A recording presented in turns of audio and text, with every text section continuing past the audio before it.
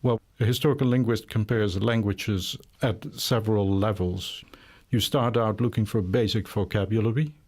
All languages of the world, natural languages at least, have words for eye and head and nose and ear, and for sky and earth, and for water, sand, and for sibling, mother and father.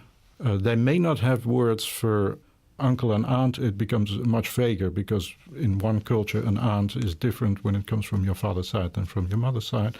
You don't include snow. Most people know what snow is, but in the tropics you don't have it. So you look for notions that are totally comparable and that occur everywhere in the world.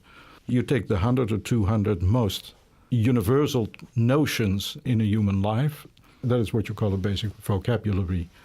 So you take basic vocabularies in languages that you think are related. You look for words that sound the same.